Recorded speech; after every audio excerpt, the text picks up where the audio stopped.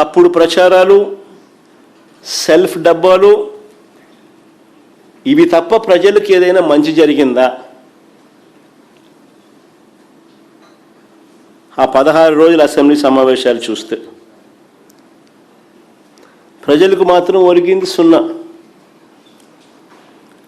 చంద్రబాబు నాయుడు గారేమో తన కొడుకును జాకీని పెట్టి ఎత్తాడు.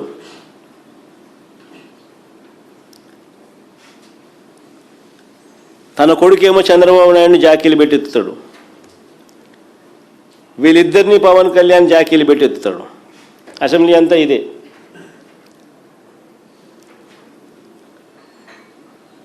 పరనింద, ఆత్మస్తుతి, ఇది తప్ప ఏమైనా కనపడినాయా? మళ్ళీ అడుగుతా ఉన్నా, బడ్జెట్ ముగింపులో, బడ్జెట్ ముగిసింది కాబట్టి మళ్ళీ అడుగుతా ఉన్నా, అయ్యా మేము అడిగిన ప్రశ్నలకు సమాధానాలు ఏమైనాయి?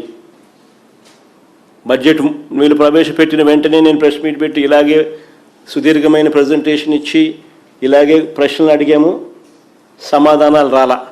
16 రోజుల అసెంబ్లీ సమావేశాలు కూడా గమనించిన ఎక్కడా కూడా చంద్రబాబు నాయుడు గారి దగ్గర నోట్లో నుంచి కానీ వాళ్ళ మంత్రుల దగ్గర నుంచి మనం అడిగిన ప్రశ్నలకు మాత్రం సమాధానాలు రాలా. మళ్ళీ అడుగుతా ఉన్నా, ఇప్పుడు బడ్జెట్ సమావేశాలు ముగిసిన తర్వాత మళ్ళీ అడుగుతా ఉన్నా. ఇప్పటికీ 3 బడ్జెట్లు పెట్టారు. సూపర్ 6, సూపర్ 7లో యువగలం అనే పేరు పెట్టి నిరుద్యోగ భృతి కింద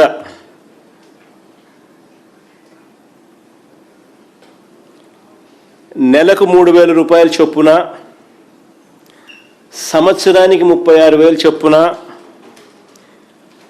ఈ 3 ఏళ్లకు ప్రతి నిరుద్యోగికి బకాయి పడ్డ 1,08,000 ఎప్పుడు ఇస్తారో అని అడిగితే నోరు మాత్రం మెదపడం లేదు.